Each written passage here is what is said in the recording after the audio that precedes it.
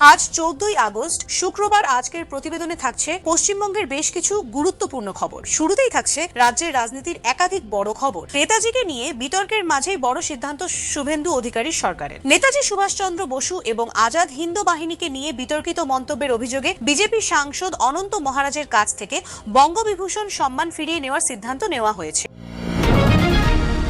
পাশাপাশি নেতাজিকে নিয়ে কটূক্তির বিরুদ্ধে কড়া ব্যবস্থা নেওয়ার নির্দেশ দিয়েছেন মুখ্যমন্ত্রী শুভেন্দু অধিকারী। আর এই বিষয়েই এবার সরব হয়েছেন ভাঙড়ের বিধায়ক নওশাদ সিদ্দিকী। নেতাজিকে নিয়ে অবমাননাকর মন্তব্যের প্রতিবাদে বিধানসভায় নিন্দা প্রস্তাব আনার উদ্যোগ নিয়েছেন তিনি। অর্থাৎ নেতাজিকে কেন্দ্র করে রাজ্যের রাজনীতিতে নতুন করে উত্তেজনা তৈরি হয়েছে। এর মধ্যেই কলকাতায় তৃণমূল বিধায়ক কুণাল ঘোষের বাড়ি এবং দলীয় কার্যালয়ে হামলার অভিযোগ উঠেছে। মমতা বন্দ্যোপাধ্যায়ের পোস্টার ছিঁড়ে দেওয়ার অভিযোগও সামনে এসেছে। অন্যদিকে কলকাতা ও হাওড়া পুরসভার ওয়ার্ডের সংখ্যা বাড়ানোর বিষয়েও গুরুত্বপূর্ণ সিদ্ধান্ত হয়েছে।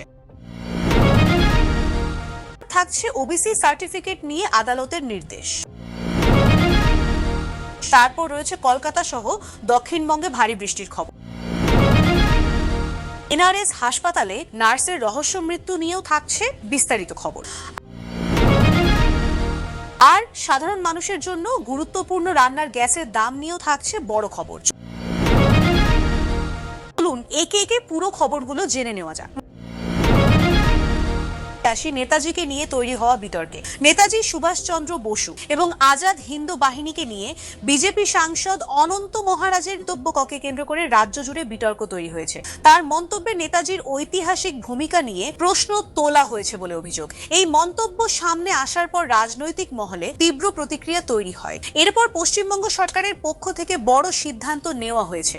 অনন্ত মহারাজকে দেওয়া বঙ্গবিভূষণ সম্মান ফিরিয়ে নেওয়ার সিদ্ধান্ত হয়েছে। সরকারের বক্তব্য, দেশের স্বাধীনতা সংগ্রামের সঙ্গে যুক্ত নেতাজির মতো একজন জাতীয় নেতাকে অপমান করা কোনোভাবেই মেনে নেওয়া হবে না। এই ঘটনাকে ঘিরে রাজ্যের রাজনীতিতে এখন নতুন করে চাপ তৈরি হয়েছে। নেতাজিকে নিয়ে বিতর্কের পর মুখ্যমন্ত্রী শুভেন্দু অধিকারীও কড়া অবস্থান নিয়েছেন। তিনি স্পষ্ট জানিয়েছেন, নেতাজি সুভাষচন্দ্র বসুকে নিয়ে কোনো ধরনের কটূক্তি বা অবমাননাকর মন্তব্য বরদাস্ত করা হবে না। সামাজিক মাধ্যমে কেউ এই ধরনের মন্তব্য করলে তার বিরুদ্ধে আইন অনুযায়ী ব্যবস্থা নেওয়ার নির্দেশ দেওয়া হয়েছে। এমনকি কোনো ব্যক্তি বিতর্কিত পোস্ট পরে মুছে ফেললেও তদন্ত বন্ধ হবে না বলে জানানো হয়েছে। অর্থাৎ শুধু পোস্ট মুছে ফেললেই যে বিষয়টি শেষ হয়ে যাবে না, সেই বার্তাই দিয়েছে রাজ্য সরকার। এখন প্রশ্ন হচ্ছে, এই ঘটনায় আগামী দিনে আর কারো বিরুদ্ধে ব্যবস্থা নেওয়া হয় কিনা, সেদিকেই নজর রয়েছে। নেতাজিকে নিয়ে বিতর্কিত মন্তব্যের ঘটনায় এবার সরাসরি সরব হয়েছেন ভাঙড়ের বিধায়ক নওশাদ সিদ্দিকী। নেতাজিকে নিয়ে অবমাননাকর মন্তব্যের প্রতিবাদে বিধানসভায় নিন্দা প্রস্তাব আনার উদ্যোগ নিয়েছেন তিনি। নওশাদের বক্তব্য, নেতাজি শুধু বাংলার নয়, তাই তার মতো একজন স্বাধীনতা সংগ্রামীকে নিয়ে অবমাননাকর মন্তব্য কোনোভাবেই মেনে নেওয়া উচিত নয়। এই বিষয়টি নিয়ে বিধানসভায় আলোচনা হওয়া দরকার বলেও তিনি মনে করছেন। ফলে নেতাজিকে কেন্দ্র করে এখন একদিকে সরকার, অন্যদিকে বিরোধী রাজনৈতিক মহল, দুই দিক থেকেই প্রতিক্রিয়া সামনে আসছে। এখন দেখার বিষয়, নওশাদ সিদ্দিকীর নিন্দা প্রস্তাব নিয়ে বিধানসভায় কি আলোচনা হয়।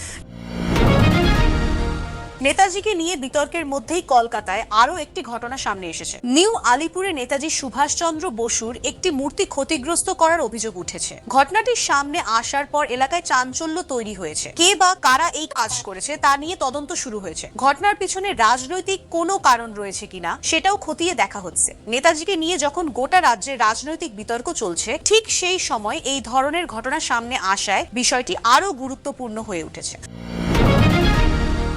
তৃণমূল বিধায়ক কুণাল ঘোষের বাড়ি এবং দলীয় কার্যালয়ে হামলার অভিযোগ উঠেছে। অভিযোগ অনুযায়ী গতকাল রাতে একদল লোক তার বাড়ির সামনে বিক্ষোভ দেখায়। এরপর দলীয় কার্যালয়ে ঢুকে ভাঙচুর করা হয় বলে অভিযোগ। মমতা বন্দ্যোপাধ্যায়ের পোস্টার এবং ফ্লেক্স ছিঁড়ে দেওয়ার অভিযোগও রয়েছে। কুণাল ঘোষ এই ঘটনাকে পরিকল্পিত হামলা বলে অভিযোগ করেছেন। তার দাবি, তাকে ভয় দেখানোর জন্যই এই ঘটনা ঘটানো হয়েছে। ঘটনার পিছনে বিজেপির যোগ রয়েছে বলেও অভিযোগ করেছেন তিনি। তবে এই অভিযোগের সত্যতা তদন্তের পরেই পরিষ্কার হবে। পুলিশ ঘটনাটি খতিয়ে দেখছে। এই ঘটনার পরে এলাকায় রাজনৈতিক উত্তেজনা তৈরি হয়েছে।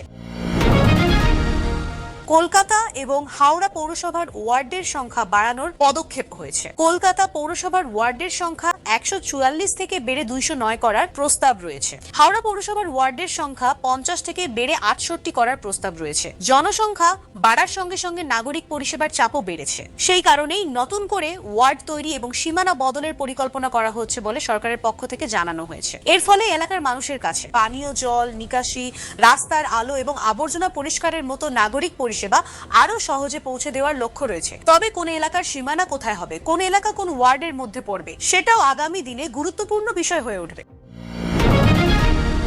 রাজ্যের মানুষের জন্য এখন অন্যতম বড় চিন্তার বিষয় বৃষ্টি থেকে এখনই রেহাই নেই। উত্তর বঙ্গোপসাগরে তৈরি হওয়া নিম্নচাপের প্রভাবে দক্ষিণবঙ্গের বিভিন্ন জেলায় বৃষ্টির পরিমাণ বাড়তে পারে। কলকাতা সহ একাধিক জেলায় বৃষ্টির পরিমাণ বাড়তে পারে। কলকাতা সহ একাধিক জেলায় ভারী বৃষ্টির সম্ভাবনাও হতে পারে। কিছু এলাকায় বজ্রপাত এবং ঝোড়ো হাওয়াও হতে পারে। ফলে নিচু এলাকায় যান চলাচলও ধীর হতে পারে। যারা প্রতিদিন বাস, ট্রেন বা বাইকে করে কাজে যান তাদের জন্য আবহাওয়ার এই পরিস্থিতি গুরুত্বপূর্ণ। কলকাতায় বাড়তে পারে জল জমার সমস্যা। কলকাতায় বৃষ্টি বেশি হলে নিচু এলাকায় জল জমার সমস্যা তৈরি হতে পারে। ব্যস্ত রাস্তায় যানজটও বাড়তে পারে। বিশেষ করে অফিস যাওয়া এবং ফেরার সময় সমস্যা বেশি হতে পারে। বৃষ্টির সময় অপ্রয়োজনীয়ভাবে বাইরে না বেরোনোই ভালো। আর বাইকে যারা যাতায়াত করেন তাদের বিশেষভাবে সতর্ক থাকতে হবে। বজ্রপাত হলে খোলা জায়গায় দাঁড়ানো উচিত নয়। জল জমা রাস্তায় বিদ্যুতের তার বা খুঁটির কাছে যাওয়াও বিপজ্জনক।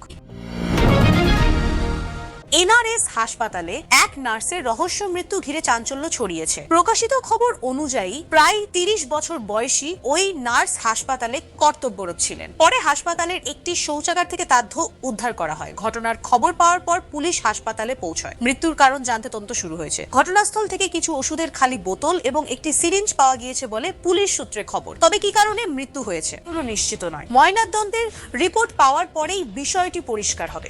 পুলিশ তার মোবাইল ফোন এবং অন্যান্য তথ্য খতিয়ে দেখছে। তাই এই মুহূর্তে ঘটনাটিকে আত্মহত্যা বা অন্য কোনো ঘটনা বলে নিশ্চিত করে বলা ঠিক হবে না। গ্যাসের দাম নিয়ে ভোটের আগে অনেক রাজনৈতিক বক্তব্য সামনে এসেছিল। সাধারণ মানুষের রান্নার খরচ কমানো নিয়ে রাজনৈতিক দলগুলির মধ্যে নানা দাবি এবং প্রতিশ্রুতিও ছিল।